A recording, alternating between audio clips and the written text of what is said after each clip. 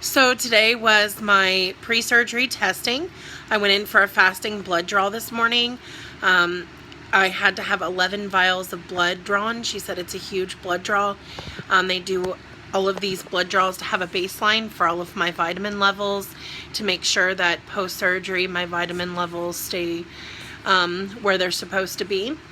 I also got to see where I will be having surgery, and I was there for quite a while. They explained some things. The last 5 days they gave me my shakes. They are called Impact Nutritional Shakes. They look like a juice box. That's how big they are. For the last 5 days, I am only allowed to have 3 of those and about 8 cups of fluid. They say that's at least, but because I've had a history of congestive heart failure, I do have to watch my fluid intake to make sure that I don't retain water. So I can't go much over that. That's what she explained today. That's going to be pretty intense because these last days have been pretty intense, and I've had muscle milk protein shakes, and I've also been allowed to have additional items as well. But those additional items will be off the table after on those last 5 days. Also, I did get to meet with the anesthesiologist. I was a little upset about that situation because I had to go up to the Surgicare unit where I will be for pre-surgery prep, and they said they put me into this room, and I think they anticipated that they would forget about me because the woman that took me there said, here's the call light. If they're not here within 30 minutes, push this button and let them know that you're waiting to see the anesthesiologist. I thought, oh great, that's never a good sign, right? Well, I'm a little more patient than that. I know some people might be shocked to hear me say that, but really I am. I don't like to push envelopes very much. Try to tend to be non-confrontational. I know that also probably surprises people a little bit, but it really is the truth. I'm not a rule-breaking individual. I'm just not. And so I try to just go with the flow and do what they tell me. And so I sat there, and it was about 40 minutes or maybe 45 minutes that I sat in this room patiently waiting for the anesthesiologist to show up. He walked in the door. I was a little taken back because he looked very confused to me. He didn't seem to know my name, though. And he said, well, I just came in to say hi. And then stopped. Long, uncomfortable pause. I was quite perplexed. And then he finally said, do you have any questions for me? And I thought, no. What am I supposed to be asking right now? But later on, my friend Cheryl suggested I should have asked what kind of anesthesia they were going to be using. To me, I didn't even think to ask that because I don't know the difference or what it would matter. So I'm not sure I didn't do that, but I just said no. And then he sat down in the chair, and it was even more weird because there was another long, uncomfortable silence. And then he finally said, well, if you don't have any questions, I just need you to sign this permission for me to administer anesthesia. Okay. So I signed it. And then he said, just one more thing. Can I see your teeth? Okay. So I showed him my teeth. I'm not sure if he was checking to see if I was a crack whore or not, but whatever. And then he left, and that was it. He was there for maybe 5 minutes.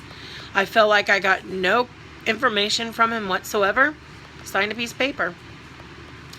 However, the first nurse was extremely thorough, and I also spoke to the pharmacist about my medications, and the only things that I'm allowed to take on the day prior to surgery are my inhalers.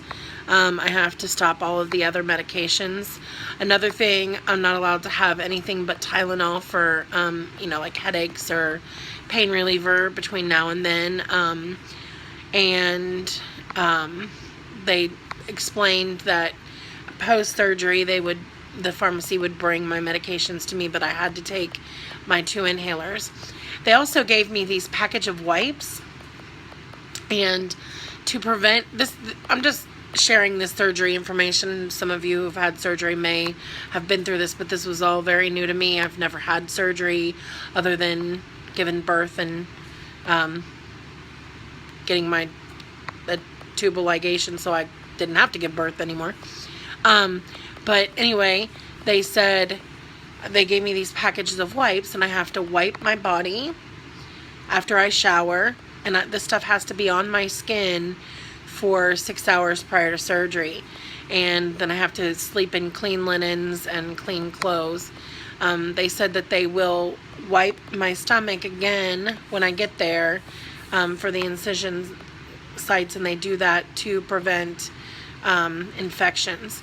Another thing that I've never seen before is I get my own blood pressure cuff, and she used that today, which my blood pressure was great. That's always a good thing. My oxygen was low at first, but then she realized that she was taking my oxygen from the arm that she had the blood pressure cuff on. Duh. So as soon as the blood pressure cuff let go, my oxygen level was back up to 95. Anybody who has known me and has followed my health journey, it was a struggle to get to the 90s back in May. So to have an oxygen sat of 95 is phenomenal for me, especially with my lung function and asthma. I think she was a little surprised that I was given clearance by my pulmonologist, but I had a lung function test, and I have been in lots of contact with him. I see him on a regular basis, and he is definitely all for this surgery.